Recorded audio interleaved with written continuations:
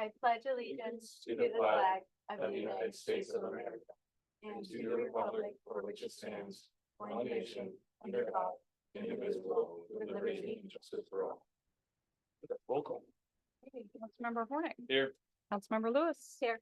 Councilmember Sanchez. Here. Vice Mayor Silva. Here. And Mayor King. Here. Any reordering of the agenda, Scott? We have no reordering this evening. Okay, public comments. I do have one, and this will be from AJ Tarman. Please, sir. Thank you, sir. If I'm a little wobbly, I had some kind of a weird vaccination yesterday, so if I pass out, Scott, take me to the car. Yeah, sure. Thank you, appreciate it. I know CPR. Can I help? Let's go. Hey, anyway, good evening, everybody. I hope you're finding a way to cool down. I present on behalf of Highway 246 Safe and Sane. I would like to thank our able mayor, Dave King, for his work at mitigating dangerous transporters on our 246 with the VASF commander. Hazmat trucks are real concerned. Just take a site visit to 330 Highway 246 to see the damage caused by a vehicle rollover last week. 2 vehicles involved in the so-called school zone. We whose homes front on 246 are guarded by wooden fences. Our former CHP mayor can speak to the fact that the highway guards you see on the side of 101 are designed to absorb a 65-mile-per-hour crash. Our fences, I don't think, can withstand some of these winds. Our park is a few shrubs and a wooden fence, and these 3 vehicles in the last year have crashed in this so-called school zone within feet of our coaches. Our speed surveyors report that speeds up to 70 miles an hour are not unusual. Over the last year, speed has worsened. I hope Mr. Hornick and Ms. Lewis inspect the rollover site since it's at their district boundary. If they do, it will turn your head. The perp crashed his 4-ton vehicle within 15 feet of someone's bedroom. When we finally see the road study on the 246, we need to see speed limits reduced to 25 and 30. We need to see a minimum of 2 more stoplights. We need to see more signal flashing crosswalks. The 65-mile-per-hour zone right outside of city limits needs to become a 45-mile-per-hour buffer zone at most. Ask the people who live on Sycamore. Their stretch is a 60-mile-per-hour launch pad to the 65-mile zone. The lanes need to be skinnied. Commuters need to respect we are a city, not a raceway. If those present think that striping the area will fix the problem, you are kidding yourselves. Ask Mr. Horwick or John Darwin about that at the RV park frontage. Speeding has not improved after striping. Last week, I was waiting at the Pea Soup intersection at a red light. In my rearview mirror, a high-speed truck was coming in fast with the intention of stopping at my rear bumper. He couldn't do it. He couldn't stop. He radically switched lanes and ran a cherry red at the intersection across from Anderson's Pea Soup at 45 miles an hour in rush hour traffic. I'm sure you guys see this all day long. Thank God it wasn't another rollover. I would encourage every one of you to visit Lumphook's West Ocean Avenue. Every one of the items I request has been installed. Unfortunately, without strict law enforcement, it's a waste of time. Let's hope our new officer is super aggressive like our last cycle patrol who had everyone's deep respect. We thank Mayor King for his tenacious efforts in dealing with the sheriff's deputy in acquiring full-time enforcers. Thank you all very much for coming out in this heat. We do appreciate your work, and let's take our city back. God bless you. Thank you, AJ. Thank you, AJ. And just to bring you up to speed a little bit, we're pretty, AJ.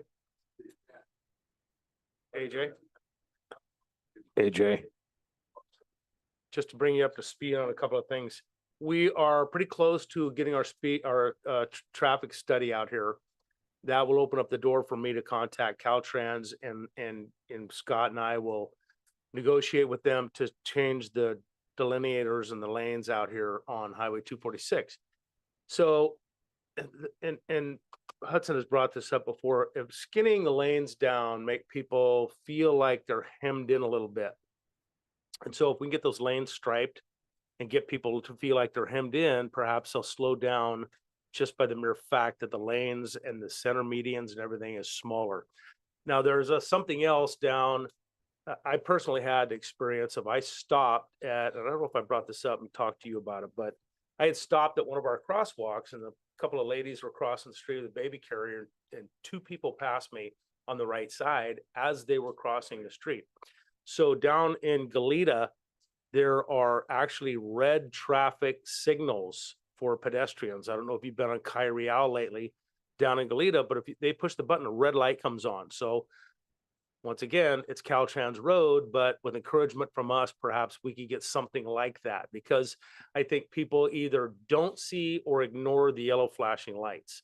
So if we can get some red signals up there for pedestrians, that might cure some of that problem of people blowing through those crosswalks. But I appreciate you coming in. Thank you, sir. Okay. Appreciate your. All right, thank you. Young man, would you like to speak? Come on up. That's all right. You can fill it out and give it to Linda later. Okay, so, Vice Mayor, you mentioned like, I could just speak about like anything. We're gonna see if it pushes the boundaries of like It's your 3 minutes. Yeah, so it's up to you, whatever you have Okay. on your mind. I mean, there are a lot of public issues that I'd like to talk about. I didn't like write them all down, but I've been like speaking to a few members of the public and like just been asking them their concerns about like some, private issues, public issues. One Thank- second. I'm What's sorry. your name, son? My name, oh, it's Chase. I actually have a basketball game like I have to go to, so I'll probably be like 2-3 minutes. Okay. Well, that's about all we get. Yeah, okay, see. Yeah, so just to continue, I've just been speaking to members of the public. They've been like raising some concerns, as well as like my own concerns I'd like to talk about. So some of the things were like, some of the buildings that exist around here, a lot of them are private business. Like P. Soup Anderson's, for example. There's a few like lots kind of on the 246, like, I remember one of them was Las Tres Rosas. I think maybe some people remember that. It's another building quite like a little adjacent or close to it, that kind of lot. People were curious about like the status of those buildings. Like what's gonna happen with them. They were just wondering like who owns it, if there were any plans for it. I was wondering, there's another one called like the Man Cave by Gino's Pizza. I was curious about that. I'm like kind of interested in like my own business. I'd like to open a gym. I thought it was a great spot for a gym, but yeah, I'm also curious like who may own that, what kind of land that is, and what's the other one? Oh yeah, just like, yeah, people were concerned about Pea Soup and those on Avenue of the Flags. Someone today, his name's Flipper. Maybe somebody know Flipper? No, yeah, Flipper. His wife works at a Parkway Market. Yeah, I don't know her name, but yeah. So he was wondering about like all those buildings on Avenue of the Flags and just the ones that aren't being used. My concerns, I mean, I'd like to see like the streets clean. I've noticed that there's a lot of gum on the sidewalks. I'm also concerned about, I brought this up to, what's his name? Ben at the city hall. I was talking about like the newspaper machines. A lot of them aren't being used. All of them are empty. Like there's graffiti on them, like rusting. I know those have probably been there since my childhood, and like, maybe we could like clean those up a little or maybe replace them, make them look a little more aesthetic. Yeah, I think that's all I got right now. Okay. Thank you very much. Did you want some answers to those questions? sure. Okay. Pea Soup has been purchased by someone. Oh, okay. It's still in escrow, so we don't exactly know who it is that owns it or what they're going to do with it. But Okay. once that becomes public information, then we can get out to the public and tell them what is going to happen to that particular lot as Okay. well. So it's not just going to sit there and go to waste. Okay. So that building has been purchased. The Tres Las Rojas, what you're talking about, that's also been purchased by somebody. They have tentative plans that they're going to do, and they're going to repurpose that property right there. You'll probably see all those buildings, those old buildings go away. And then there's going to be a new project on that as well. The Man Cave, I believe the Man Cave is still owned by the seniors. That used to be, no, it's not the seniors anymore? It was leased by the seniors. The planning department can give the information. Oh, as okay, to- yeah. As to what the status of that building is. So if Yeah, you walk in so- there, they can talk to you about Okay. that. I would Where's like to that? see something go back in Planning there. Where's department, that? Yeah. Next door to City Hall. Okay. Yeah, you can go in there and they'll tell you who owns that and what you can do with that. As far as some of the buildings on Avenue of Flags, there's gonna be some more projects there. They're coming especially on Second Street. Okay. Those pieces of property, north and south on the east side of Second Street have been purchased and there's some tentative plans to go into that as well. Okay. As far as the gum on the sidewalk, if you can go into Ben and let him know where those are, and we could possibly get a pressure washer and maybe get some of that off of there. So Yeah, you would that's- probably know more than I would where those areas are. We should know where those are at, but that's typically something that's handled through through periodic, I don't know if it's annual or what, street and sidewalk maintenance, cleaning of problem areas in the sidewalk. We haven't run into that issue, Okay, for something like gum. Right? Okay. We Right. address trip hazards and things like Right. that. It's Well, usually- let us know what that we can take. a Yeah, look at it and see what- you could go to the office and Scott will be in there. Just let him know where those problem areas are and then we can maybe get somebody out there with a, like I said, a pressure washer and get some of those cleaned up. Okay. And the paper machines, those are probably owned by private people. Yeah, and- they are. And we're gonna have to contact them. I do agree with what you're saying. There's no paper, there's hardly any papers ever in there anymore because, you know, the printed word is pretty much, 20th century, everybody's got a cell phone or a Yeah. computer. So I can have Scott find out who owns those. If they're gonna leave those there, certainly we can have them clean them up. Ben's already looking into the ownership of those and we'll reach out and contact them and we'll see. That gets a little difficult when we start trying to regulate those because there are First Amendment issues involved. But we're working on it. We'll see if we can get some voluntary compliance. Yeah, that's what I Yeah. mean. If they're sitting there and they're collecting dust and these people are not utilizing them anymore, maybe we could get them to pick it up or say, Ben got "Do back you to want it?" me. He cleaned up around them, but the unit itself is, I don't think he touched that. Right. So they got like graffiti all over them. I personally think they're pretty tacky. Right. I think that they should just go. That's just my view. Yeah, we could look into that. And I mean, some of these people may just say, hey, we didn't remember we even had it there. So they might say, yeah, we'll come get it. Okay? Yeah. Aren't we moving the ones that are right here for the mural? Yeah, these are more temporary in nature, but the ones that we're dealing with in other locations tend to be on the public right of way on the sidewalk over next to Parkway Market and Yeah. next to But these are going, Houston's. right? These will move some, they may not disappear, but they just maybe move to a different location from Alright. where they're Yeah, at. there you go. But Okay. I mean, whoever knows about controlling those would probably know if they can just keep going. If they're the same publications, and we just don't, Ben's got a list of what publications are noted there. He'll be out and get in touch with them if it's at all possible. Okay, appreciate you coming in. Yeah. Thanks. We need more young people like you coming and getting civically involved. For sure. Yeah. And I would totally like to suggest that young people do that. Yeah. And there was actually one other thing, just like, I mean, yeah, you mentioned like young people. People are also concerned about like employment and working opportunities for young people. I know that's kind of a private deal. But I was wondering, like, I mean, we were talking about the, cleaning gum or whatever else. Like, I was wondering maybe there's some other like public works that like could be like a opportunity for employment, like picking up trash or like, any money that may be set aside. I know that's probably something you guys discussed in the budget Right. ahead of time, but I can talk to Scott about it. Why don't you, when you fill that out, why don't you put your phone number on there so, we can address some of these issues and get back to you. okay. All right? And I was looking to, I don't know if this is something you guys are talking about tonight, but just like the homeless encampments, I was wondering if you guys were gonna have a discussion on that. Yeah, that's one of our business items. That's a consent count. Consent counter, sorry. There may not be a discussion. There may not be a discussion about it. It was more of a ministerial things that were addressing that. Okay, Some of the things the county had done and we had given our opinion on that. okay. I'd Alright. like to be present for that, but can't make it. Okay, yeah, but thanks for coming in. Okay, yeah, you just said leave my name on this or, Put your name and phone number on there and I can have Scott get back to you. okay, All right? okay, will do. Thank Need a you. pen? Yeah.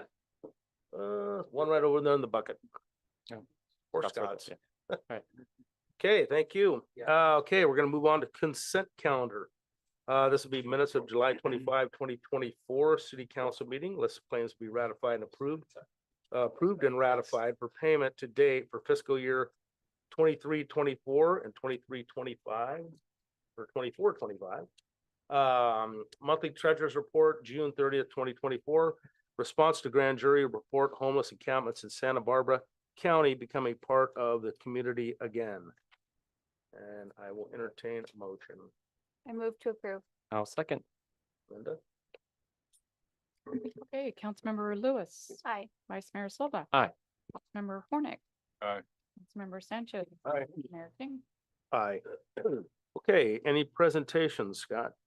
No presentation. Okay, we'll move on to public hearings.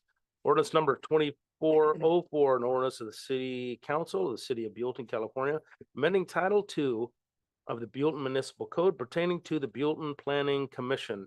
Introduction and first reading. Lead on this is going to be Scott Wolf. Thank you, Mr. Mayor, members of the city council. As has been requested by the council previously, staff is bringing forward some changes to how the city planning commission is seated, the terms of the planning commission and the scope of purview of the planning commission. I'll go through each of these separately. There is some overlap. There's a resolution in the packet and an ordinance in the packet that kind of go together. So there's a little bit of overlap, but I'll go through that very quickly. And if you have any questions, I'll be happy to elaborate on those further. First of all, with regard to the scope of the planning commission, as we've noted previously, there have been some discussion on the part of the city council as to what is appropriately considered by the planning commission when making its decisions. Staff has dug into state law on the matter, prior city policy, and just general practices of other cities within the state here, and come up with a list which is long but by no means exhaustive, but it really kind of dials in what the primary duties of the planning commission are. You can take a look at that. I believe that's attachment number 1, the staff report. I'm sorry, it's attachment number 2. It's the resolution, I believe. Yes, it's attachment number 2, exhibit A. There's about 3 pages worth of discussion there on what is appropriately within the scope of consideration for the planning commission. There's also a section in there which reserves or precludes the planning commission from considering certain issues in making their decisions. I'm happy to discuss any of these individually if you'd like, and if you'd like to add something or subtract it, we can do that as well. As far as the appointment of the planning commission is concerned, currently we do comply with state law in that we require advertisement of a vacancy on the planning commission, which is either upcoming or which unexpectedly occurs. And we ask that any interested members of the public who would like to be seated in that vacancy make an application to the city clerk. At this point, the way the planning commission is seated is that the city council during a regular meeting will interview the applicants for that position. And then we'll make a selection or selections based upon the number of seats that are available to fill the vacancy or vacancies. As the city council had requested, we've brought back a different system wherein each city council member has the ability to nominate a planning commissioner. Now, we still have to go through the notification and the advertisement and the application process, but each city council member would be able to nominate a planning commissioner, and then the city council as a whole would ratify that selection. That's described here. Again, I can get into more detail if you have specific questions on how that might work. The last aspect we would deal with here this evening would be the term of the planning commissioners. Currently, the planning commissioners are serving 4-year terms. They are staggered. The city council asked that we move this to a 2-year term cycle, which would essentially mean that all planning commissioners would have a new term which starts every 2 years. So they would no longer be staggered. The exception would be if the city council adopts this right now, In December, we will have two planning commissioners who are currently seated, whose terms do not expire until December of 2026.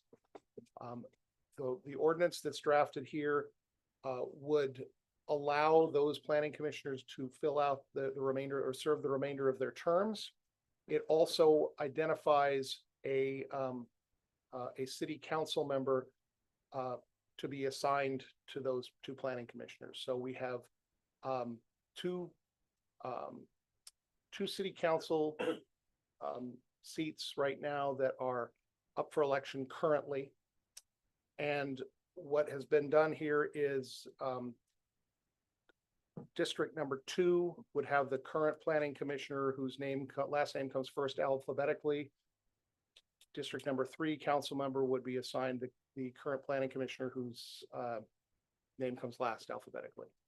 And that way, in the event that there is a vacancy of one of those two planning commissioners, then the council member that's assigned to that planning commissioner would be able to fill that vacancy and nominate a new person.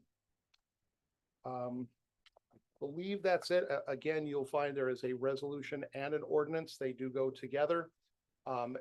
If you have changes that need to be made to this, we may have to come back and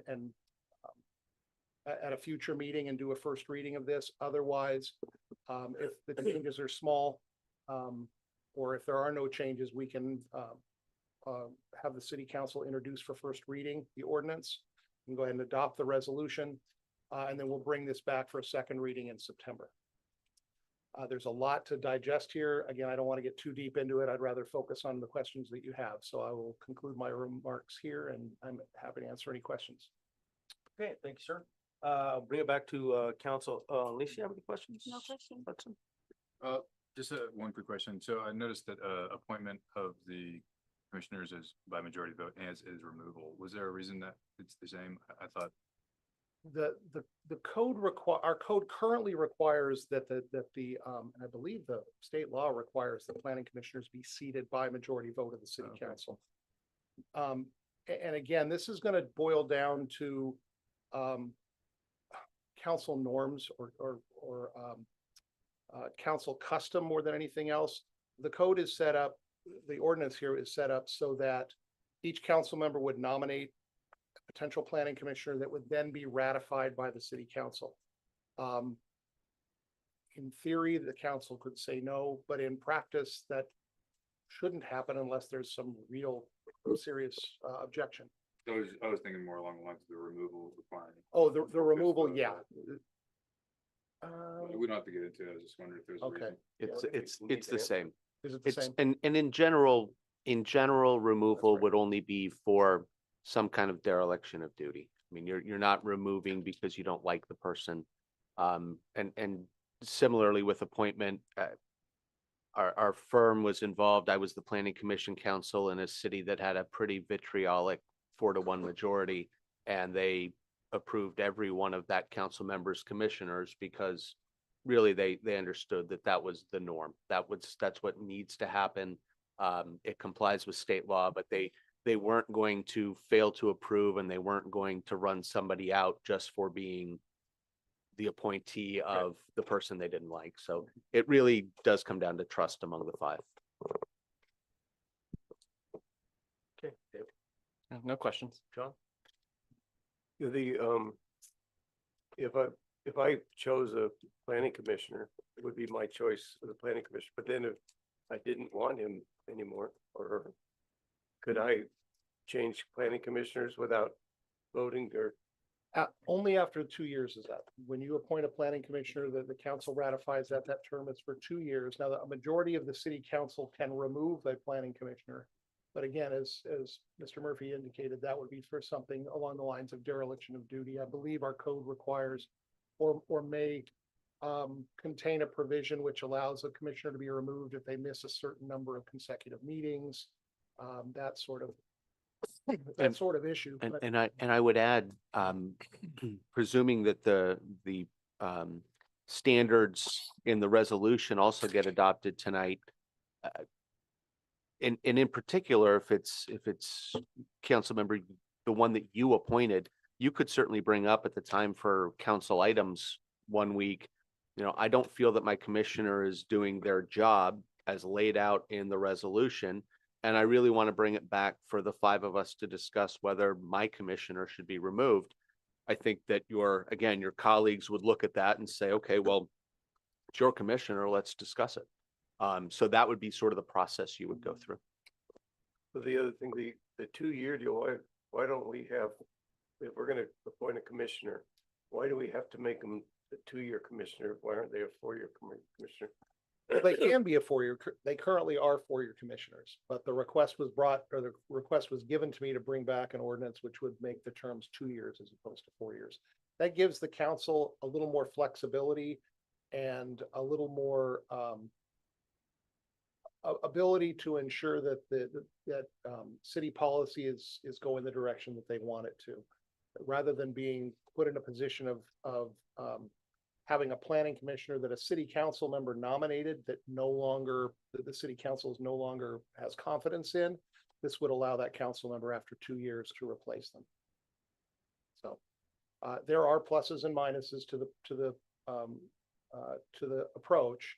One of the major cons to this approach is that you could wind up at any given time with 5 brand new planning commissioners, which doesn't happen if you've got staggered terms, but there's no way to do staggered terms with a 2-year term and match up with and ensure that every council member gets to appoint a planning commissioner.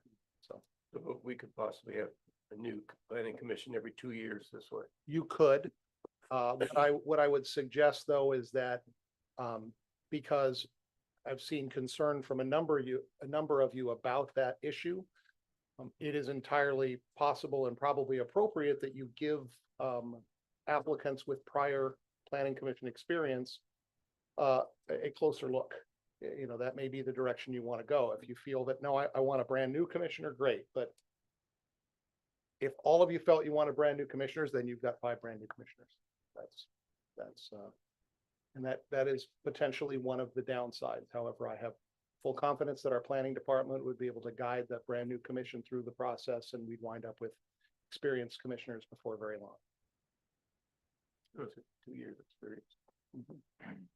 Okay. Yeah, that was just my concern, is that exactly what you pointed out, that every 2 years you can potentially have a whole brand new planning commission. Okay, any public comment? No, sir. All right, I see no one in the audience. I will bring it back for further discussion of possible motion.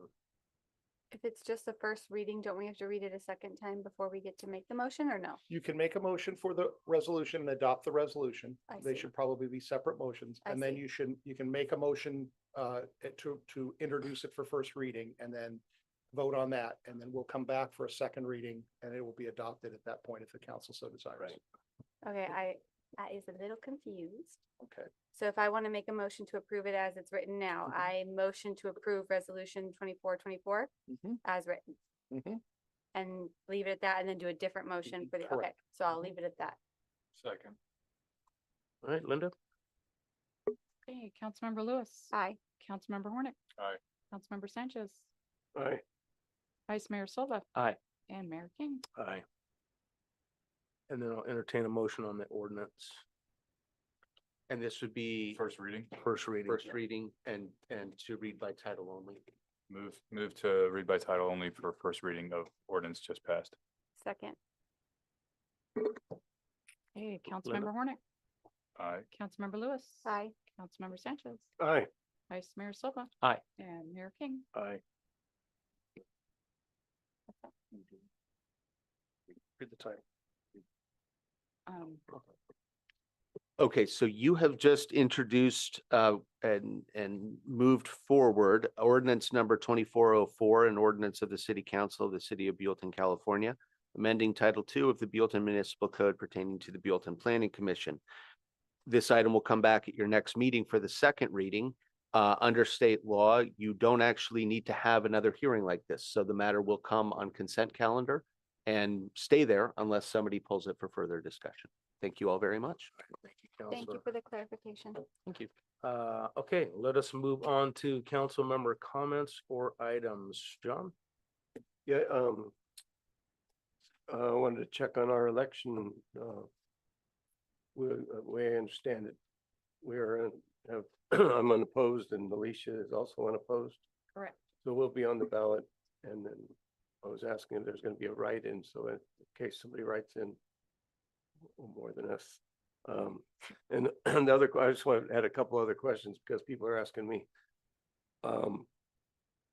If the mayor race is contested and won, then we will have to appoint a city council, a fifth city council member. Councilman, I will say, let me put it to you this way. There are two options. One option is appointment. The other option would be to hold a special election. I have not looked at this at all beyond those two general options under the law. And the reason I haven't looked at it is didn't know what would be what until close of business tomorrow, actually. So if this is the case, then I will be looking at it over the next couple months so that if things turn out that way, I'll know what your options are as a council and I'll be able to present them to you in December. Well, the and- reason I'm asking is because I've been asked these questions and and I say, I don't know, so I want to be able to say, this is what, because if it's a big, I don't like saying, I don't know.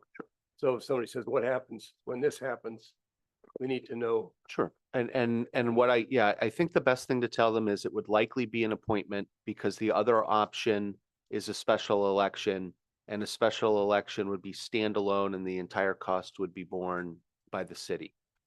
Unlike an election this November where the city pays a small portion of the overall costs of the county to run the election. In light of that, it's likely that it would be appointment, but it doesn't have to be. You could hold a special election and that would be up to the council.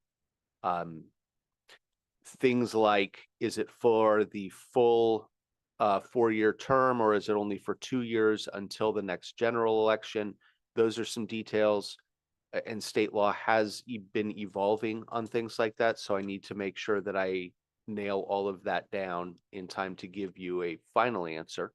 But for now, it's very fair to tell the people that the matter will come to the council and the council will make a decision to either appoint or to hold a special election. And these are questions that were asked to me, so Sure. if David Silva had to vote on an appointment, would he be able to vote on an appointment for his own district, or would that be a conflict? It would not be a conflict because he would have already taken the seat of mayor at that time if it turned out that way. Okay. So that would be fine. Good answer. Thank you. Thank you, I sir. appreciate it. Happy to help.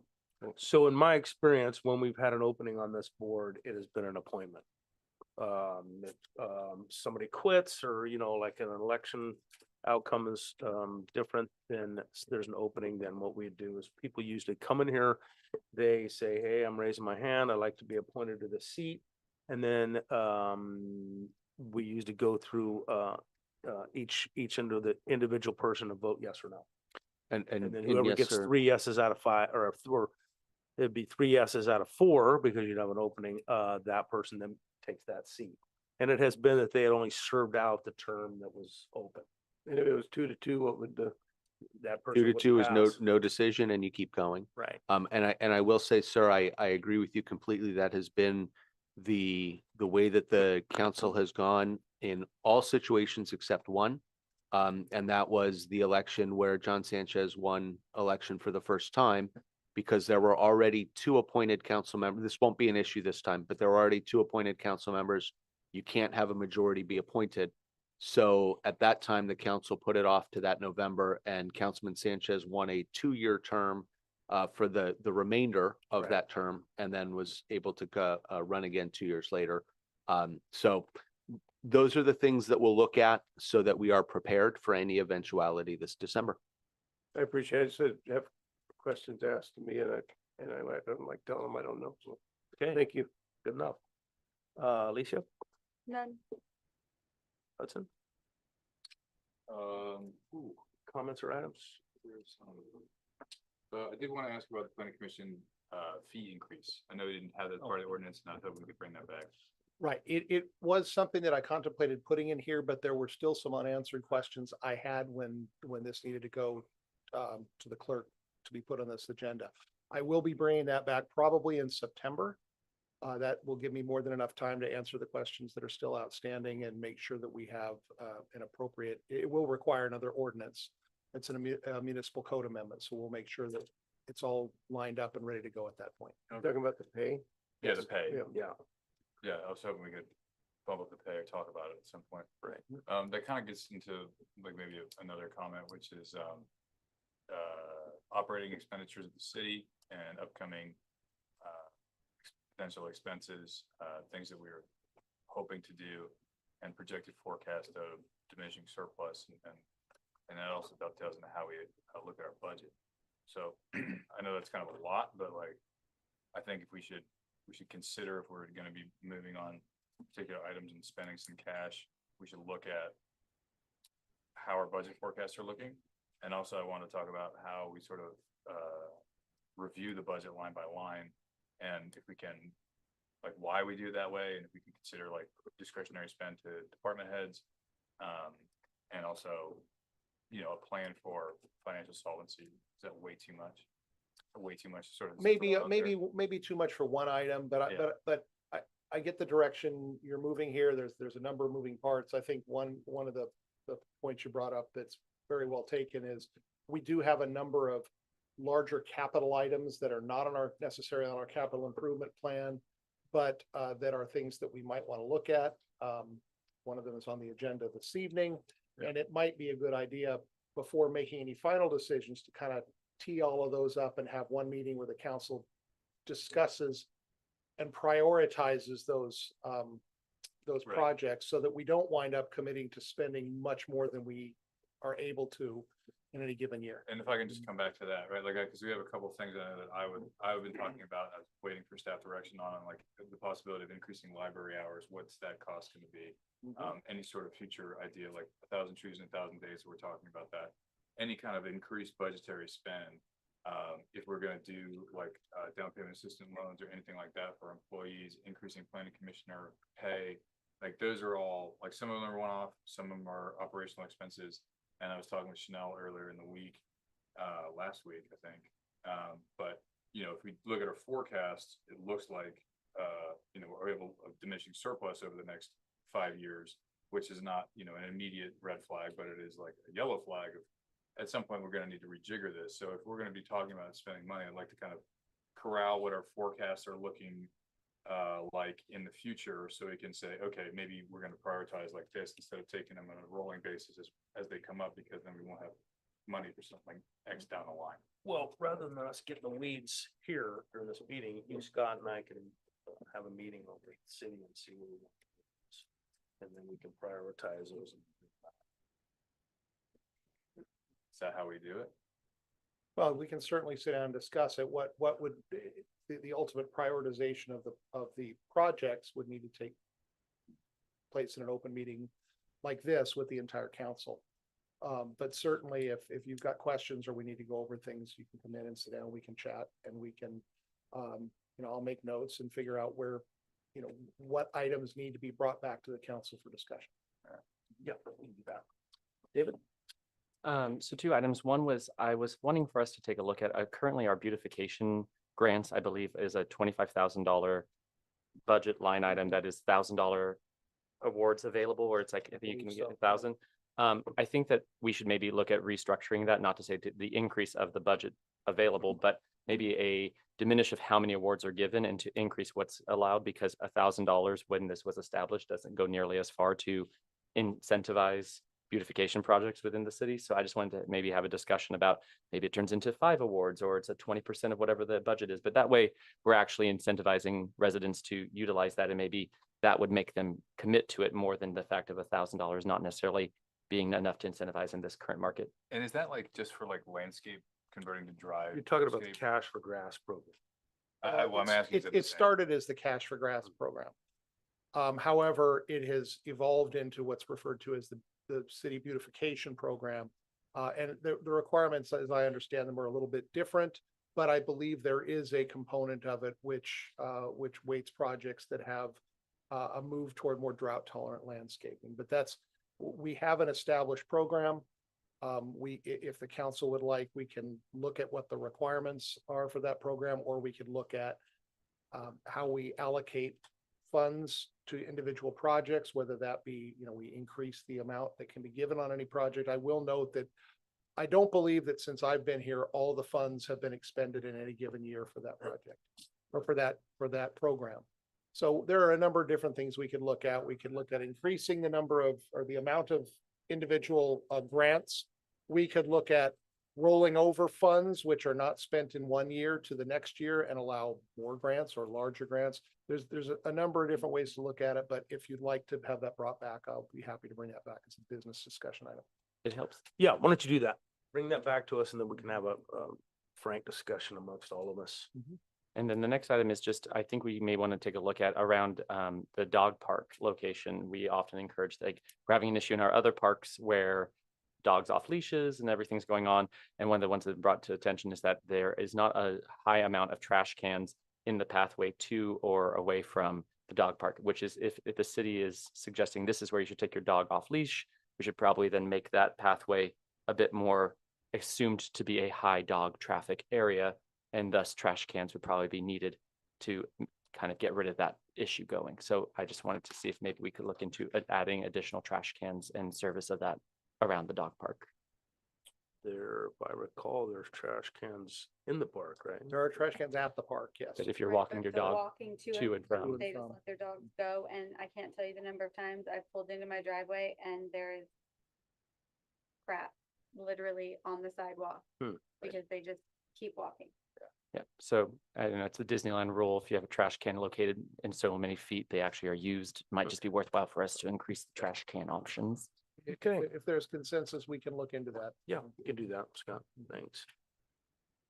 And I do not have anything myself. Written communications, Scott. We have none this evening. Okay, and let's move on to committee reports. Alicia? None? John? None. Hudson? No committee report. David? Nope. I did go to a JPIA meeting down in, what was that Torrance? It was south of Torrance, La Palma, there you go. Went to a JPI meeting in La Palma and that was a 4.5 hour drive each direction. Should have taken 2.5. And that basically was a presentation and then the board members voted on the budget. And then that meeting was about an hour and the two drives were longer than the meeting. And that is all I have for now on that. Let's move on to business items. This will be number 6 for the discussion of public safety radio tower facility at Fire Station 31. Lead on this is going to be Scott. Thank you, Mr. Mayor, members of the council. If you'll recall, back in June on the 27th, the city council received a presentation from the county's consultant for the, what is it called? The Public Safety Radio System Replacement Project. The primary component of concern to the city with regard to this project is a proposed communications tower to be placed at Fire Station 31 behind City Hall here. We received a report from the county's consultant, and as directed by the city council, I had further discussions with him following. He has provided me with some sample photos of what some tower designs might look like. You'll find those in the attachment to this. Briefly to describe those, they fall into one of two categories. One is a camouflage tower, which is camouflaged to look like a water tower. That tower would be about 65 feet tall.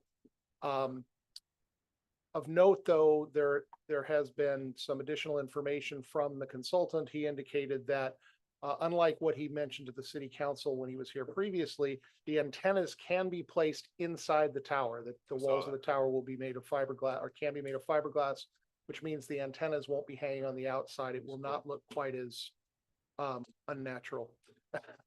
The other alternative is more of a stripped down approach. It's a simple, I think it's called a 4-legged tower. It's essentially just a metal framework, goes straight up in the air, again, about 65 feet in height. The benefit to this tower is that it is much less intrusive from a massing perspective. It tends to be a little more see-through, and it's got a much smaller profile and silhouette. So it may not be as visible and may kind of disappear to people's view over time. The downside is when you do see it, it's going to be a bare metal tower with antennas hanging off of it. So from an aesthetic standpoint, you've got kind of a trade-off there, one way or the other. So what we're looking for from the city council this evening is a preference, one over the other. If you want to give me that, I will refer that to the county and they can proceed with planning appropriately. I will note as a reminder to the city council and as a reminder to the public that may be viewing this, this is not a city project. The decision as to what gets built here and what it looks like ultimately is not up to the city. It is up to the county because it's their project on their property. However, even though they hold the ultimate authority, they are giving the city council the courtesy of weighing in on what type of design they would like to see. And they will take your request into consideration when they bring this to the Board of Supervisors. So I'll conclude here and I'll answer any questions you may have, and I will take whatever direction you give and convey that back to the county. Okay, I'll bring it back to council for any questions. Alicia, No questions. John, No questions. David? I was curious, is there any other cities in the county that have had this project done and what was decided? Not yet. This project is being looked at as the antenna that's being proposed here at Station 31 is not a project unto itself. It is a component of the larger project, and that larger project will go to the Board of Supervisors for approval as one bulk package. So there are other facilities like this around the county. I'm absolutely certain of it. But the height and the configuration of those facilities will vary depending upon the site, depending upon where else it needs to connect to, where it's at within the network. It will vary depending on topography. If it's situated in a naturally high location, it might be able to get away with a very low tower. We are situated in a relatively low location compared to the terrain around us, so it needs to be higher to achieve the line of sight necessary for that communication. So it's not easy to compare this site to another one. I guess what I was wondering is more along the lines of, we're going to make a suggestion saying we either want a water tower or the other option.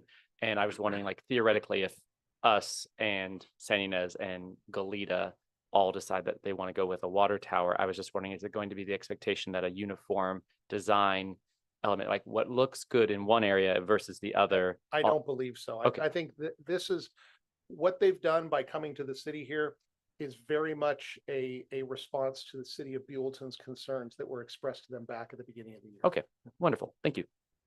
That's it. No questions, thanks. I do have a couple of questions. Oh, no, we still have it on the table to put it up at the Polo Grounds. Was that still an option for us and not have to necessarily have it here in the flatlands?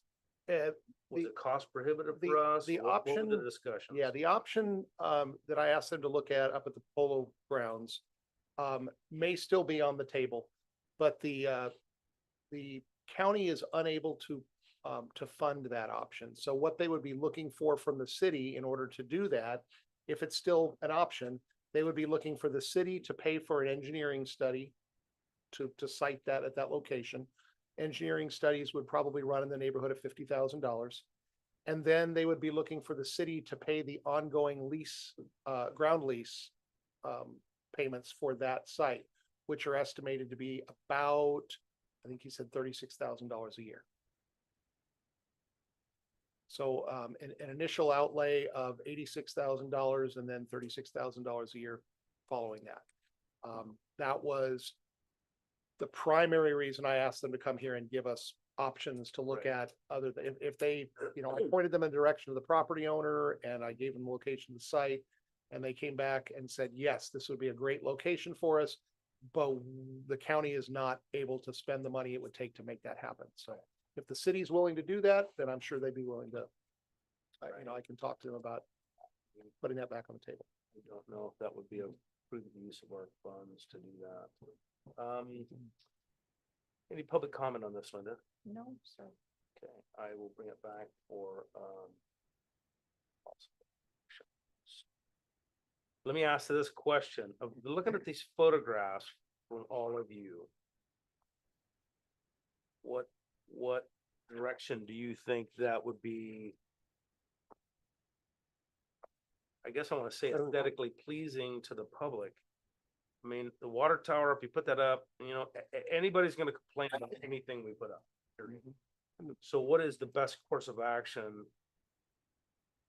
Like some of these other communities have done with these water towers. Now, I'm glad, and I did ask that specific question. Would the antennas have to be put on the outside of the water tower? And they said, yes, so I'm glad to hear that. They said they could be made out of fiberglass and those can transmit, through that like they do on ships. They have fiberglass domes. Alicia, what are your thoughts on that? I'm super against paying to have it on the polo field. I don't think that that's a good use of city funds. Right. And I think that a water tower is kind of ostentatious and that it might just be better to put the, whatever you call it, Antenna the tower? antenna tower, because it will probably just blend in with the surroundings. Because if you think about the buildings that we have planned or potential plans for buildings in this area, I just think a water tower might look funny. But I am not super opposed, so if that's what everybody else prefers, I'm not super against it. I just think it might look weird. Okay. Hudson? Kind of on the same train as Alicia here. I was more inclined to say water tower though, but I do have concerns not being able to really perfectly visualize how big it will appear on our viewing field. I think water tower could look cool. I like the renderings they gave us. I mean, it could be like a point of, what do you call it? Focal point. I mean, I wouldn't call it focal point, but like at least a point of reference for people going into and out of the city. That area, I mean, behind us right there, I mean, it's not, people aren't typically casting their heads over there. Yeah, I mean, I'm kind of 60-40 on this, leaning toward water tower. But I think we should allow them to develop it on their property and not pay money in perpetuity just for an antenna. Okay, John?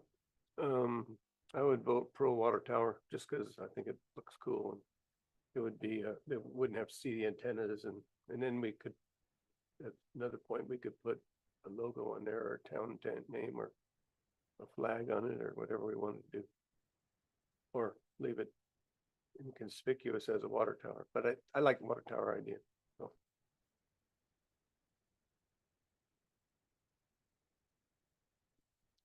I agree also on the not paying anything for outside of lease, so I would be against that. And I'm of the opinion that the water tower makes better sense to me since we're trying to move away from kind of the industrial gas station elements that we currently have. I think that a water tower is a bit more Americana in nature.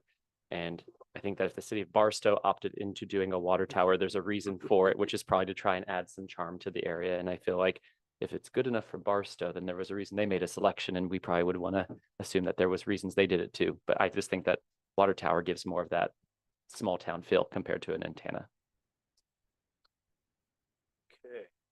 My concern is, and I do like the water tower as well, but my concern with the water tower is people climbing up there and painting graffiti on it. Whereas if you had an antenna, kind of as it's been pointed out here that, you know, it's over by the fire station, how many people are gonna be really looking at it? It's would probably just blend in with the skyline. Whereas if you put that water tower up there, it's gonna be like sore thumb. It's gonna be manned 24 hours. It's not like it's out in the field. It's gonna be on, I mean, the firemen are there 24 hours a day. When they have a call, they're not. And you know how crafty people can be when they sneak up on stuff. You've seen them spray paint on over crossings when you know there's highway patrolmen driving up and down that road 24/7. Well, So people mean- can be a little sneaky about that. You So raise a good point, but it'd be a bummer if it was graffiti. Is that, I mean, I don't know if you could. No, I don't want to, take the reins here, but if we do go water tower route, is there a way you could talk to the county reps and be like, we have concerns about graffiti? I'm sure maybe they thought of it. I don't know if they could put some you know, I could barbed act- wire underneath it. I could or- absolutely talk to them about that. You know, the major, it's not a major concern, but the concern I would have with the graffiti is if this were a city facility and we got graffitied, we could send somebody up immediately to take Exactly. care of it. But this is not our facility, it's not on city property, and so we may not have the same kind of immediate response to a graffiti incident that we would like to see as a city. And Yeah, I mean, that's something to ask them. yeah, I'd Right. be happy to ask. Well, what the- go ahead, Scott. I'd be happy to ask them, you know, what their thoughts are on it, if there's anti-graffiti measures that they would take. Or I'd be happy to ask them if, they would consider allowing us to go up and remove or cover the graffiti should it occur. I mean, they may actually like the idea that they don't have to do that. You know, it. Do it in Barstow. Yeah, well, Didn't do we it haven't, first, we haven't seen the Barstow tower here recently because to me, it looks like that was when it was brand new. Yeah. And myself working on freeways, I can tell you it becomes a hodgepodge mismatched paint that covers up this graffiti, and that could possibly happen to this water tower. I mean, I'm just looking at this from a practical viewpoint, because you're gonna, if you get one, then somebody else is gonna say, oh yeah, well, I can do it too, and then now you paint over that, then you paint over another one, you paint over another one, and then there's patchwork on this, and it basically becomes an eyesore. Starts to look Uh, like an antenna. Well, I don't think anybody's gonna climb up on that antenna and start spray painting those. I can note that if you look at the difference between the two, the first sample one and then the Barstow antenna. The sample number one water tower it doesn't appear to have a walkway around the outside of it. And Right. because this is not actually a water tower, it doesn't need to have a ladder on the outside. The access can be through the floor at the bottom, meaning it's very, very difficult to climb up or on the outside of that if there's no walkway. So I can ask them if it can be designed without a walkway and only an access hatch from the bottom, which it won't completely eliminate the risk of graffiti, but it would make it much more difficult and much more, or much less likely to have a problem there. Yeah. I like that. Right. Okay, I I'd be have, happy to discuss that. I have three solids on the water tower, but I would like you to come back, Scott, with that information. Because, I'm telling you, This with no these ladder. these kids have to hang over the side of the freeway on a rope Why no? and have a couple other kids holding on to them while they're spray painting the side of an overcrossing. I've seen it. And so these kids can get very creative to get up there and do this graffiti on stuff. So if we can get a confirmation from them that this is fairly graffiti proof, I would say that this is the direction that the cities want to go. And because I don't know what their time frame is and it may not survive, or we may need to, they may need to make a decision before we come back in September. Can I pass along to them if it can be fairly graffiti proof? Yes. Water tower, if it cannot, do you want to go back to the other, the bare metal Or tower? non-claimable. I would say just do the water tower if that's what the majority of city council is saying. you know. Then I can discuss the possibility of allowing the. city Sweetheart to take agreements care of with it, graffiti. yeah. Yeah, if the design is such that it's gonna be very graffiti proof or at least graffiti resistant, Mhm. then it sounds to me like the consensus of the council is for a water tower. I'll pass that along. Thank you, sir. Thank you. All right, let's move on to discussion of possible development incentives for Waypoint Bowling Alley project. Once again, lead's gonna be Scott. Yes, please. So Mayor and Council, Scott's going to lead you through this item, but I just want to let you know kind of where we are legally on this. And that is that between the death of redevelopment in 2010, 2011, and today, there are a few new tools in the government code for economic incentives. The California Department of Industrial Relations has issued a number of new decisions regarding different kinds of economic incentives. And until we sort of gauged the council's interest in this, it wasn't wise to spend any legal time kind of running down what our options were or what our limitations might be. So this discussion is a lot more free flowing. We're not going to have answers as to Is this possible? What would this do? This is much more high level. Are you interested? What kinds of things might you be interested in? And then if you are, we'll take that direction to go run down the specifics, if that helps sort of frame the issue for you. Okay, Scott, go ahead. Thank you. Yes, Mr. Mayor, members of the city council. This item is before you this evening because staff is looking for some direction as to the council's potential interest in considering development incentives for the Waypoint project or the bowling alley project.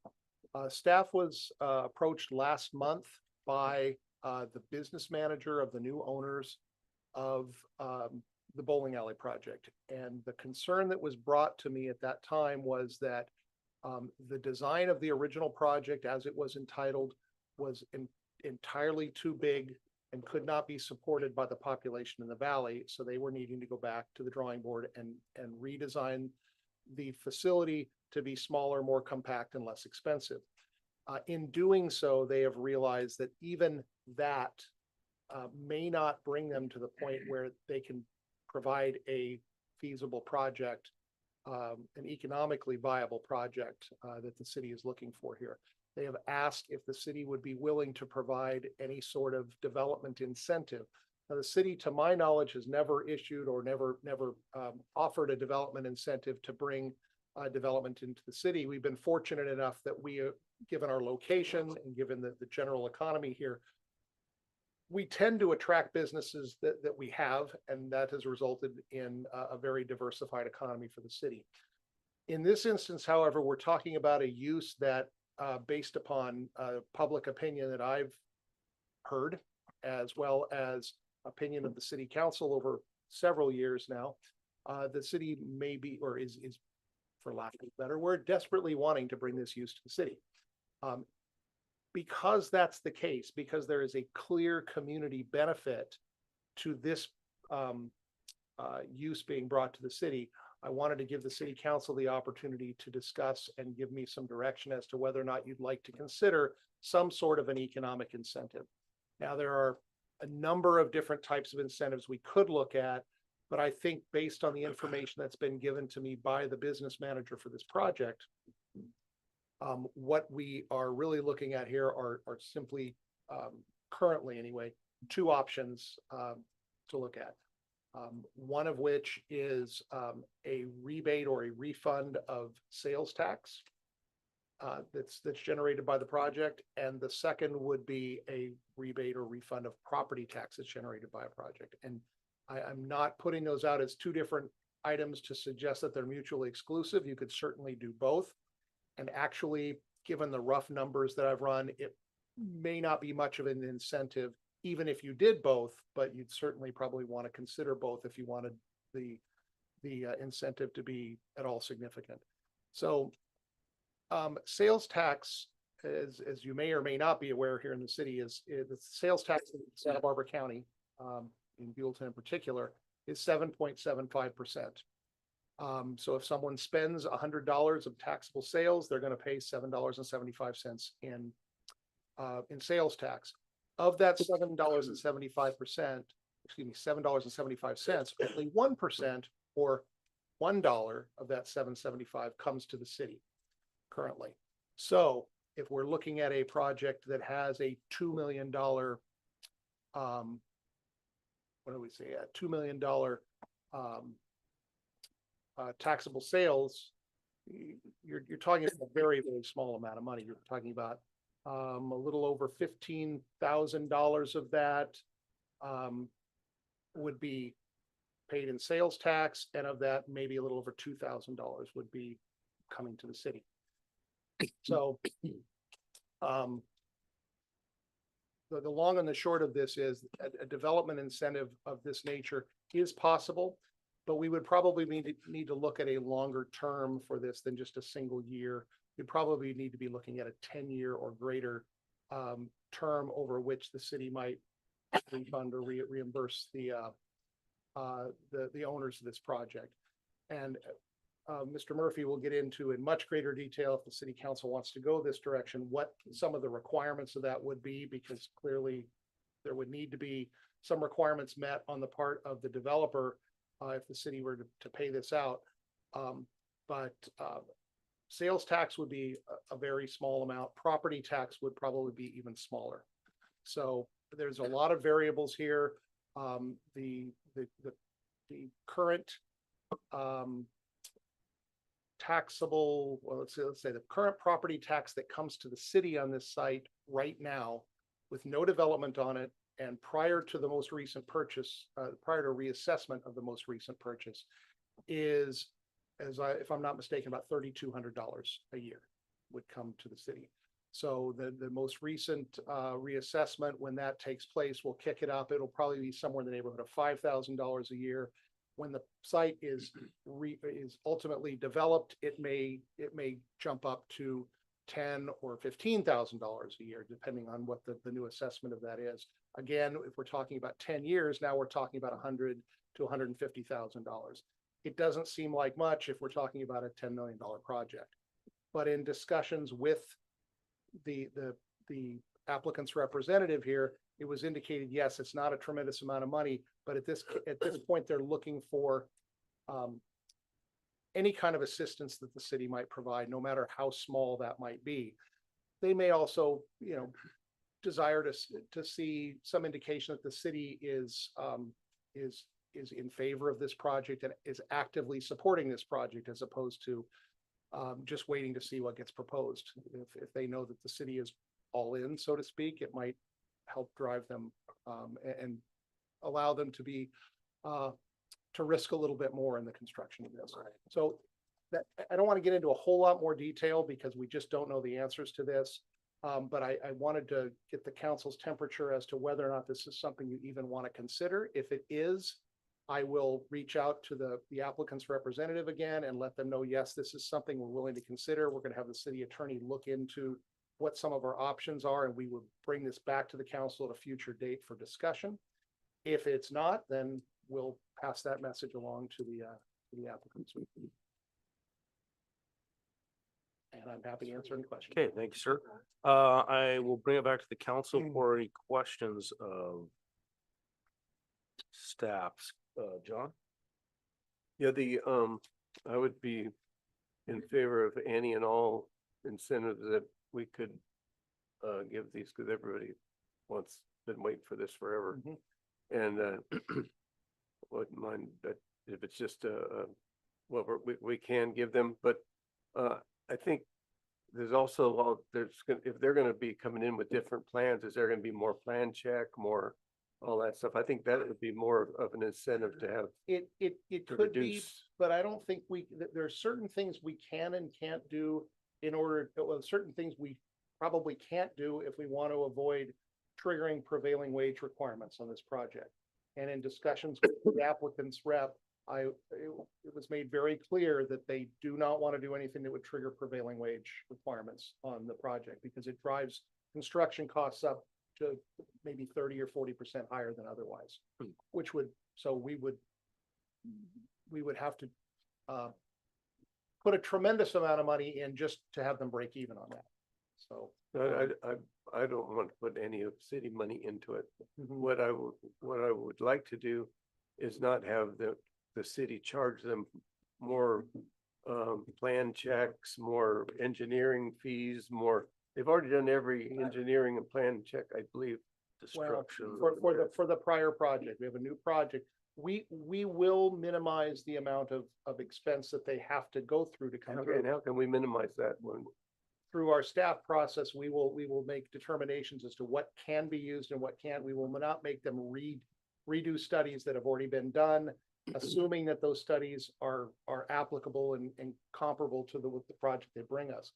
And Mr. Murphy, perhaps you want to weigh in. I don't believe we can waive development fees without triggering a prevailing wage, but maybe that is possible. So when it comes to fee waivers, those are specifically called out in the California Labor Code, the sections under the prevailing wage law, which again is something that this project is trying to build with, essentially non-prevailing wage labor to the extent that they can. So fee waivers, fee reductions even, that constitute more than, I would say, approximately 2.68% of a project cost. And yeah, it's pretty, You wanna just, pretty, you wanna just ballpark it there, Counselor? pretty specific, right? Yeah. There's a reason that that's the ballpark. It's what's called the de minimis exception, which means that you're giving such a small amount to the project that it basically has no real effect on the project. That's the only time that it's really worth waiving fees, because otherwise you're waiving some amount. And then as Scott said, you're waiving an amount that's maybe 5 or 6% of the project cost, but then you're increasing the labor cost by 30%, which increases your total cost by about 15%. So you've the delta is 10% in the wrong direction. Prior to some changes to the law, fee waivers were a fantastic way to entice things, and it's a great idea. It's such a great idea that so many people did it that they went and changed the law. So, Is that the redevelopment agency stuff you're talking about? yes, that's The- exactly the right. Legislature changed it to Yep. say, and this would essentially be us acting as a redevelopment agency to encourage growth. In some ways. It's an And- economic development. and- Yes. And and as I said, there are post redevelopment laws, some things you can do, the way that you have to hold a hearing to do it. But this is a project that they want to build it a certain way. They want to have what they think their economic feasibility is. So if we're going to help them, we want to fit into the way they want to do it. So I've got some ideas already in talking with the city manager. I don't really want to broach them in a public meeting until I'm able to chase them down. And again, part of that was, if I'm going to bring them up to you, I want to have answers for you. And I didn't want to spend the city attorney time on it and spend the city's money on it until we knew that the 5 of you were actually interested. Roger that. Okay, Alicia? Interested? Yeah, I'm interested. I wish there was a way that we could Jim, look at a construction loan that wouldn't create the need for the increase in the fees. But from what I'm reading, that's not possible. Well, we don't know for sure whether it's possible. Again, the city attorney hasn't run that one down either. Okay. However, in my discussions with the applicant's representative, it's apparently not likely that they would need or want a I see, construction I loan. see. So in this case, it's not helpful. Right. I see, I see. Okay, then yeah, I'm interested in looking at the things that we can do to help them. And I would be more interested in looking at, like you said, the 10-year or the long term so that it would actually be meaningful. But is it possible while we're looking at that if we're looking at not just for this project, but what the city can do, like just in general, what the city is willing to do for development, can we look at how a construction loan might help? If the council wants to go that direction, I'm happy to look at that. Yeah, that's, As long as it's not going to trigger prevailing wage, if it is something that we could just look at. we can you look know? into it and see what the outcome of that might be. The circumstances, different circumstances will get different results, but Right. yeah, if there's matters that we want to look at it and the object is to entice more development to the community, we can, I would recommend going even a step further than what we're doing right now. If we're looking at a more general approach, I would like to bring Cosmont in and have their expertise with regard to the economic development and their experience with development incentives all over the state, and probably all over the country, come in and weigh in on that and give us some ideas that are going to be far beyond what I'm going to be able to provide for you. So, Yeah. But that would result, or that would require some additional money, a budget allocation to have that done. So we'll look at that at an upcoming time. Okay, well, I'm interested in looking at it for this project specifically and just Okay. in general to make the city a little bit more development friendly. David? Yes. Only quick couple questions. One was, just to confirm from the number standpoint, this would mean that, a sales tax rebate would require $1 million of revenue annually for a $10,000 like rebate benefit, correct? Is that Sales tax, that's about right. 1%. 1% of that? Yes. Okay. So Uh-huh. basically we, like, what we're finding on either side of this is really in a annual amount of time, it could be theoretically $20,000 of loose numbers, but If we had a $2 million taxable sales. Now, exactly. Now they may not. we may wind up with a $4 million taxable sales or more, which would be a larger number. Yeah. But at this point, Or they don't have an $250,000, estimate as- yeah. Yeah, as to what to get, Okay. what to tell us. So, I mean, from the standpoint of just like a rebate is basically a form of financial reward for whatever their it's based upon their performance It's of the based upon rebate. their Yeah, so performance, there isn't a correct. cap that's inherent with that that would trigger a prevailing wage situation. I mean, we'd have to be talking astronomical sales to be in that situation. I need to go back and be Yeah, sure. yeah, And- no, and no, there's- that's fine. And there, I would prefer to, I'll speak offline with you about that, just so that I want to be able to help you understand, but there are some things I just don't want to go through in a Yeah. public meeting yet. Thank you, sir. Very good. Yeah. So, yeah, then it sounds like at this point, we're all just circling around the same thing, which is, sounds like it's a good idea. Can you get some more details? Yeah, works for me. Hudson? No question. I do have a couple. Did they get some of these fees, some of these impact fees, when they bought the entitlements to that? Were those included in that, or is that something they're gonna have to revisit? The fees that we're talking about are pretty minor Right. for the city fees, because they're not starting they're not necessarily starting with new entitlements. They can probably come in with a modification to their existing entitlements, but we won't know that until we see the plans that are submitted. So it could be a pretty small amount as far as the development, the planning entitlement fees could be small. But we don't know what kind of studies will need to be done. Now, we think that a lot of the studies that were done originally for their environmental review were based upon a larger project. So to the extent we can look at those studies and say, well, if a larger project didn't have an impact, it's likely that a smaller project won't. We might be able to say, okay, there's no need to redo that study. We can rely on the previous one. But some studies are going to wind up with different results, even though it's a smaller project. It could conceivably wind up with an impact based upon location of the building on the site or height or what have you. There's any number of things. We will take a look at that, and as we will do on any project, we'll try and minimize the amount of cost to an applicant. There's no point in having them spend more money than they need to, and we will do that here as well. But there's just a limit to what we can do. At some point, we'll reach a point where we say, we can't tell you don't have to do that study, because we can't provide an adequate CEQA document unless that study's been done and it tells us what we need to know. Those are the kinds of things we're weighing. Right. I just wanted to make sure they didn't have to start from scratch. I don't believe so, but Okay. again, and they know this.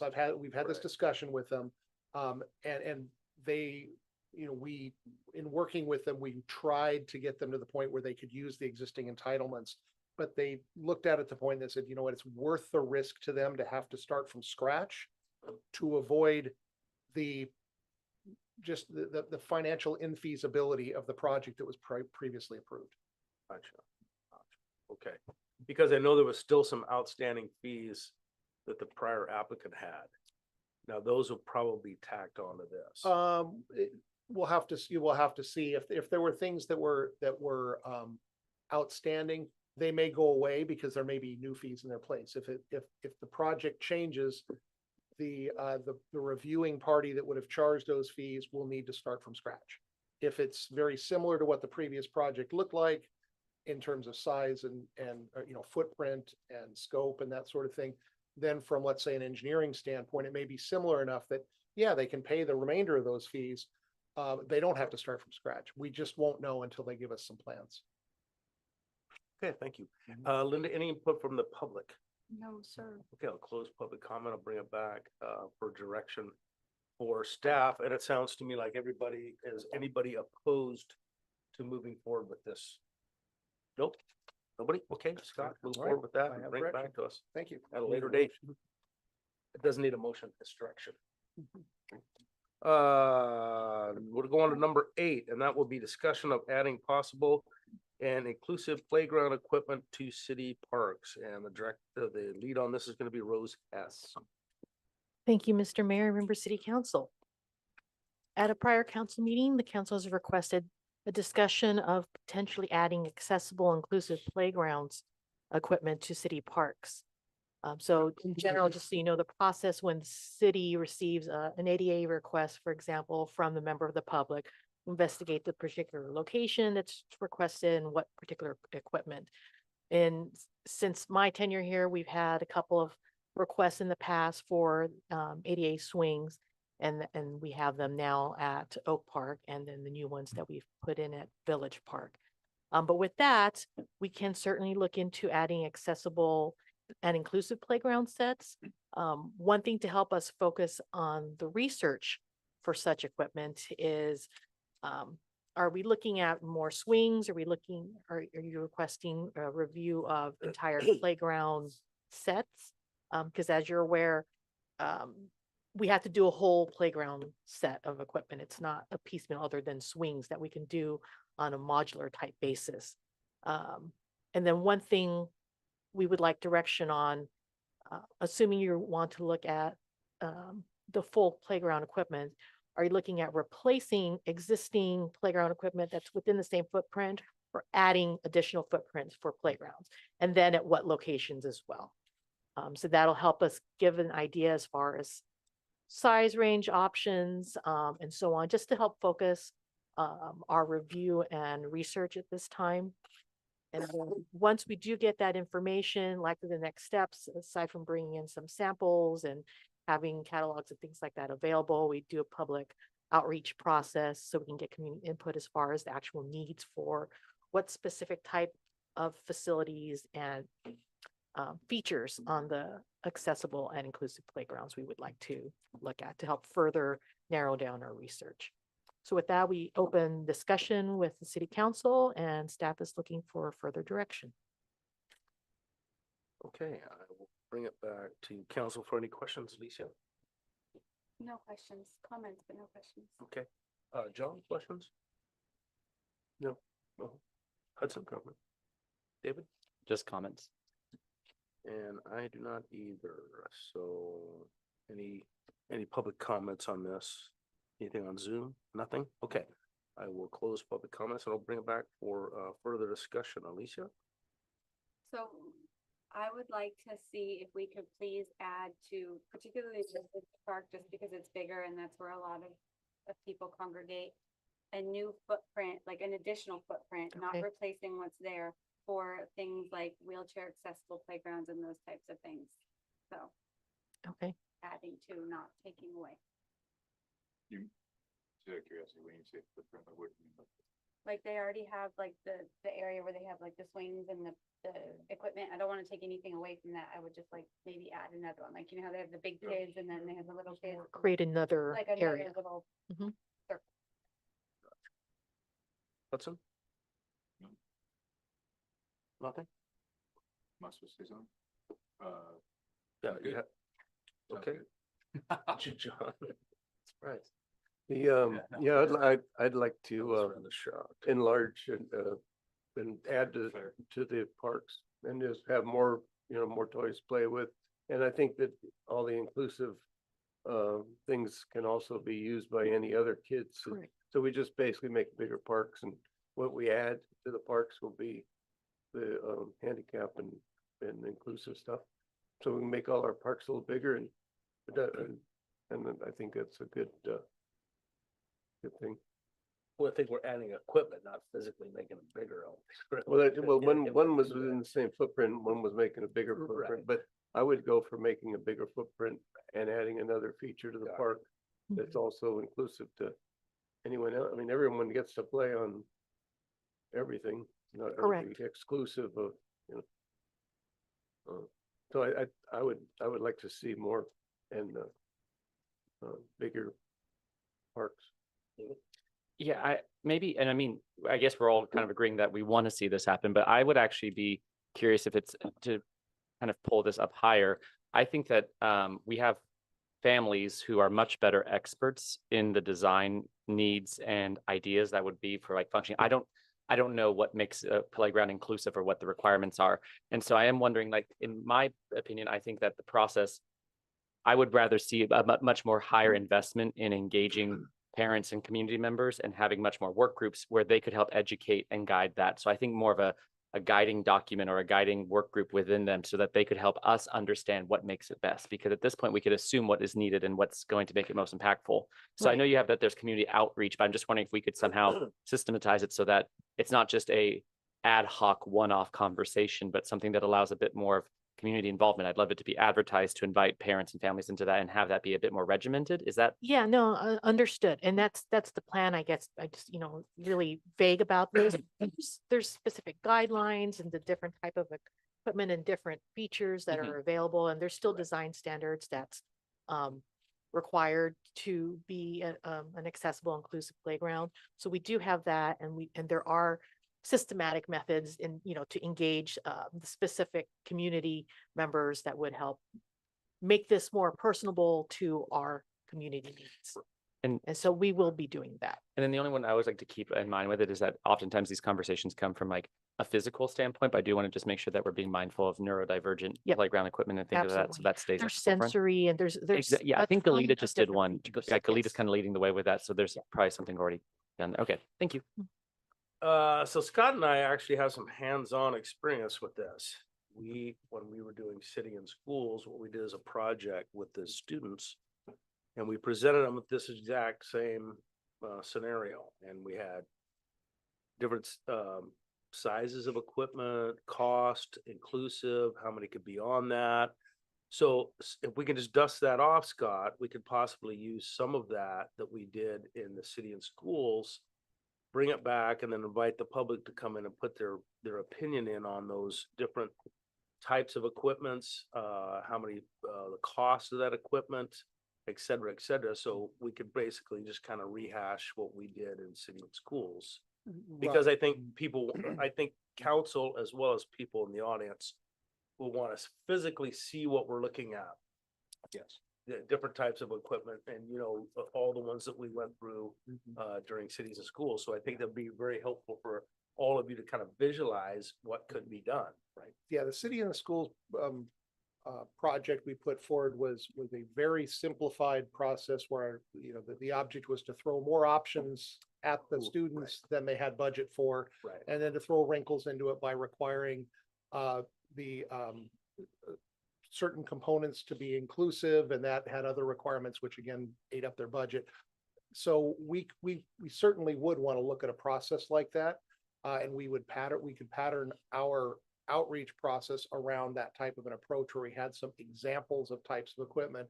But it's very important to ensure that, we know what the various needs that exist in the community currently are. I pulled a lot of those pieces of equipment out of a catalog. Someone who has much more knowledge about meeting the needs of the disabled community would need to be involved in that process as well. But yes, I would envision this as being a very similar but much more complex process. than Right, what we and you had. can meet with somebody offline in Right. the office and have them take a look at it and tell you what the needs of the community are. And Sure. so I'm sure there's people that are heavily involved in that, in this community, so that'd be very beneficial for us to have them meet with you and then bring that kind of scenario to us. And I just want to make sure we're clear too, that I'm hoping that we can make sure this is framed from like a visioning standpoint, because this isn't a line item, one time, great, Buellton's inclusive, we're done. I hope that we can make sure that it's open-ended of like, this is a long-term maintenance process as well with it, of where do we want to be 5-10 years from now? Yeah, I think we will look at this initially as a shorter term capital project to get something on the ground. But yes, as equipment reaches the end of its lifespan and needs to be replaced, we will, by necessity, need to look at replacing it with equipment that is much more inclusive than what's being replaced. Thank you. Is there any that incorporates any kind of water feature? Because I know the public also has been kind of talking about trying to incorporate some kind of splash pad stuff. I was in Washington recently. I don't want to try to piggyback on this and divert it to a splash pad idea, but like if it could incorporate stuff, that would be awesome. And when I was in Washington, they had this super cool exhibit, which was basically an archway. Kids hit a button and water Yeah. gets blasted. I've seen similar parks elsewhere that are very, very popular. They do tend to be inclusive from an accessibility standpoint. Right. We can look They're at really that. slim. But what we're gonna wind up having to do is we'll probably need to address that separately because if the object is to create some more inclusive equipment in our parks on a shorter term basis, we'll want to tackle that one.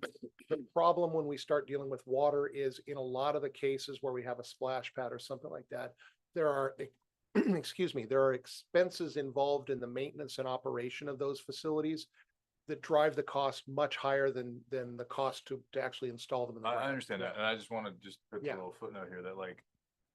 The one, I mean, it doesn't have to necessarily be that, right? It could be No. a small water feature, not a big old Sure. splash pad, and that's just all I was saying, right? We more, if we can build a water feature into it, I don't see why we wouldn't want to. It goes right along with what the council's direction has been previously. So yeah, we'll be happy to look into that.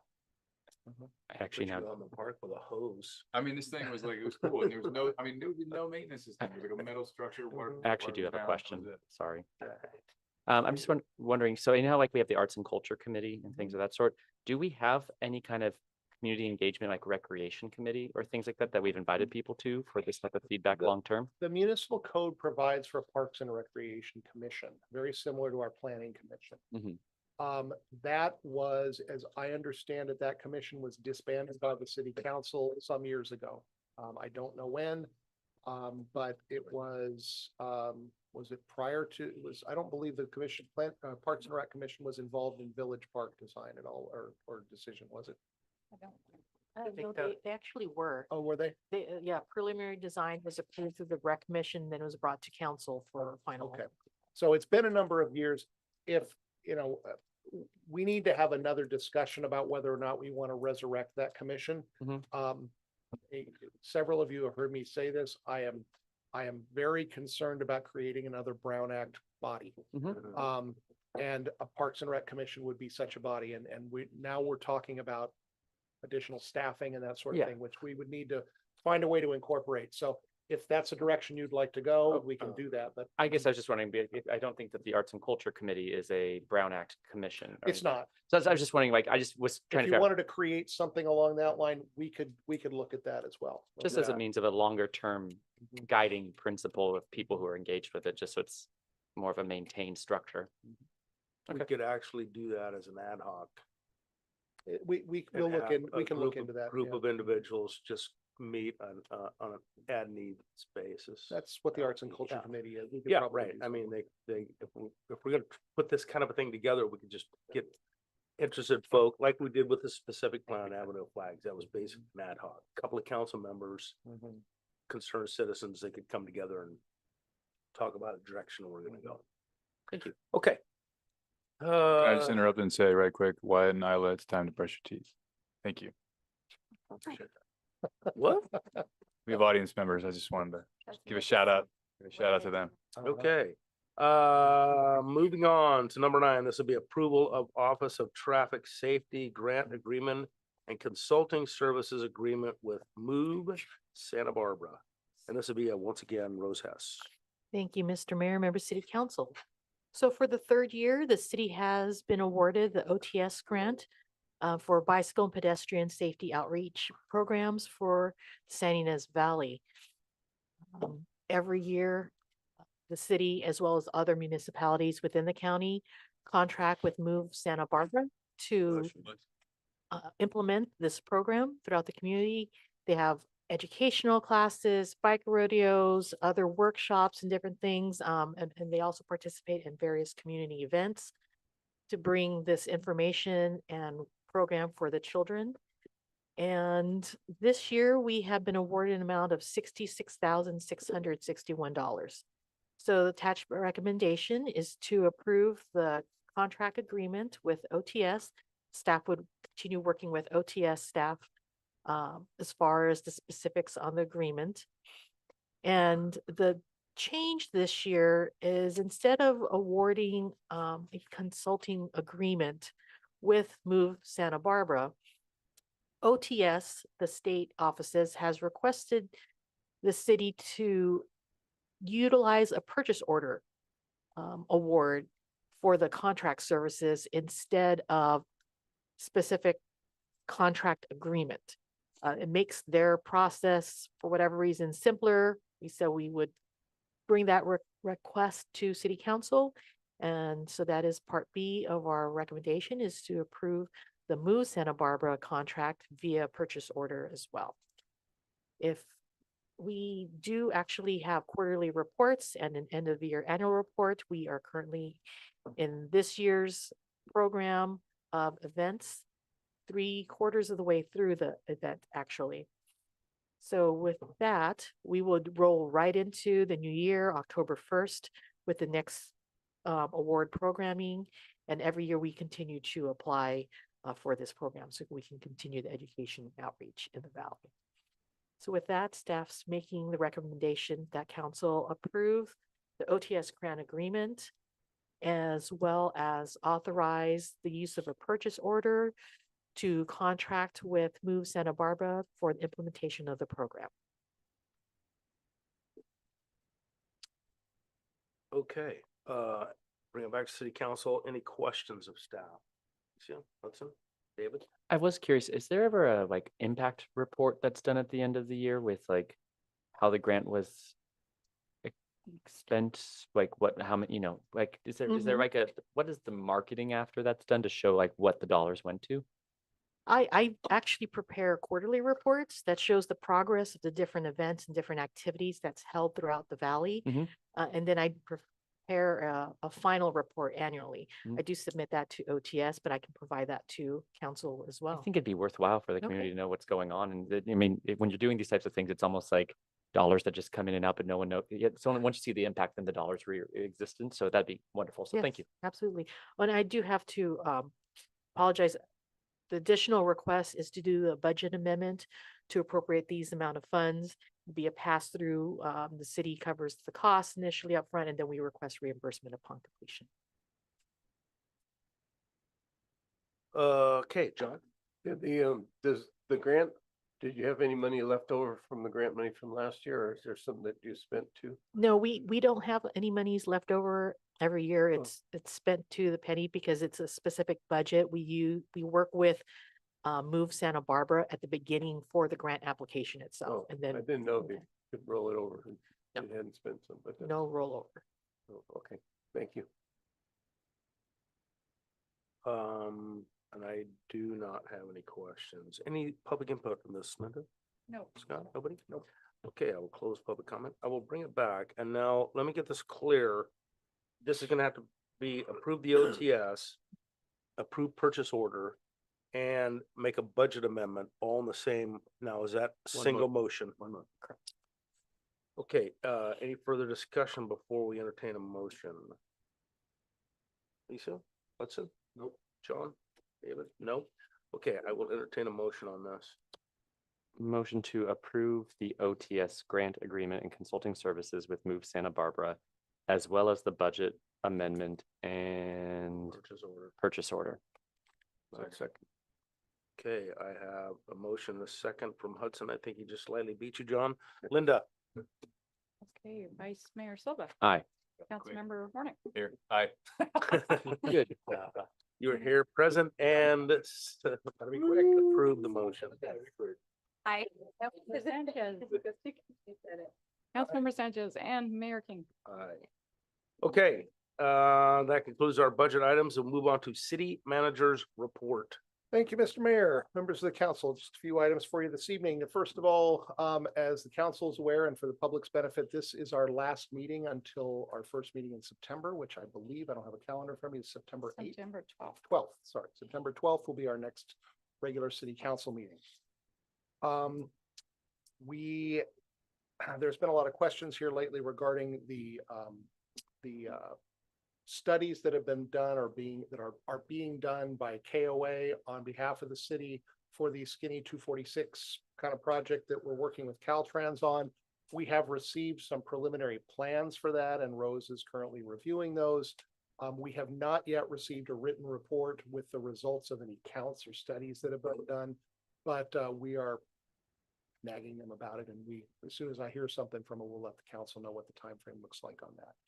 Once those reports are in hand and we're satisfied that they reflect what the current state of situation is, we can then take those to Caltrans and submit our request to Caltrans.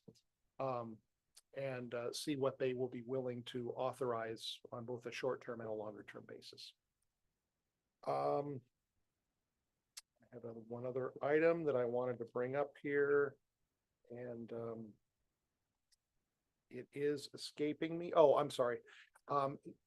Council's aware, we've got a new video system here for our city council meetings.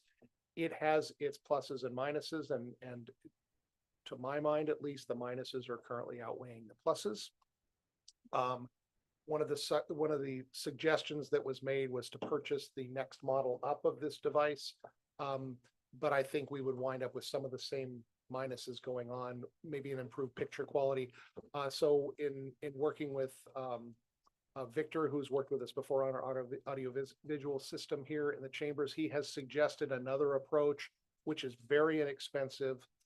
Probably about the same cost as buying the upgraded model of this device here, which would provide much more cohesive camera movements and much more,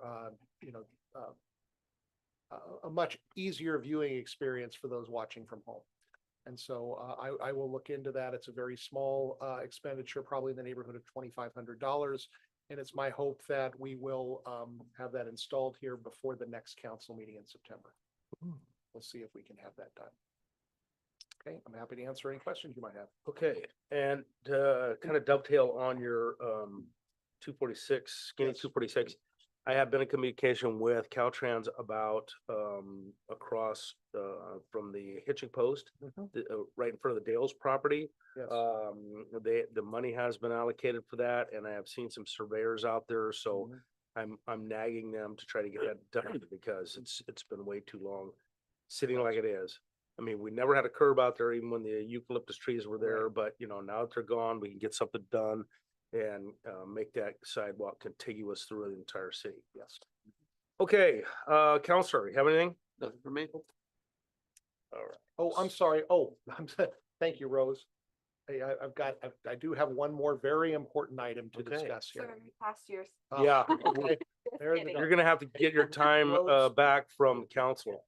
Chime in if I missed something here, but the important news here, we have been working with the city of Goleta, who operates our library.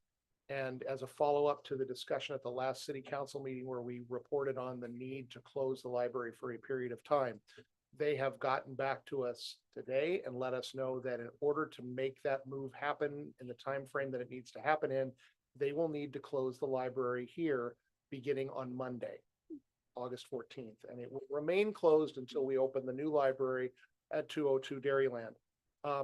It is very short notice. We are going to get a lot of people who are very upset when they find out about this. But at this point, if we don't close it on Monday, it will not be packed up and moved out in time for construction to start here at the beginning of September. So we will do what we can to move this along, but we wanted to let you know. Rose, if there's anything else you want to add to that, please. Okay. Monday's closed. It will be closed on Monday, yes. So A you're mobile building Still somewhere. let The internet work too, The, right? what we will work on on making sure that there is an internet connection here for those who do it. But at this point, the library staff is going to be focused on packing up that building and moving it out. And they may actually have to bring in staff from another library to help with that, to make sure it gets done in time. Once that's packed up and moved out, we can talk to them about the possibility of offering other services elsewhere on a temporary basis, but we're not there yet. At this point, we just got them to acknowledge the fact that it needs to close, and they've given us the timetable. So And- we will be working with them. And the book drop will still be open. Mhm. So even when they're packed and closed, as we're doing construction, so that people can still drop off their books, we'll have it in a safe spot and coordinate with library staff if we do receive anything. Now, is that gonna be stored in pods and we're gonna put that somewhere on our property? The pod is right out front here is where those books will be moved into right now, and we will be storing that pod at a location that we determine is appropriate for it, we'll figure out a location. I did see that sitting there, and that's what we're doing. That's what we're doing. Is this gonna be updated on our Facebook page? Yes, we will post something on this in the morning on the Facebook page, on the Instagram page. Yeah, see, I was just Um, thinking we could be more inclusive about that, like not like, just put more stuff on there. Like, I didn't see the barbecue fest on there or anything like that. well, there were things on there. Barbecue Bonanza was on there and a number, I mean, Rec has a whole series of posts. Yeah, well, we will get something on that up tomorrow morning. Okay, awesome. Come over and teach you how to use that. Yeah, good, good, please do. Okay, with that, Yes. close this meeting until August 22nd. No. Oh, yeah. 12th. It says August 22nd on Somebody here. was on Uh-oh. this. Well, no. Oh, September 12th. There we go. Okay, missed that one.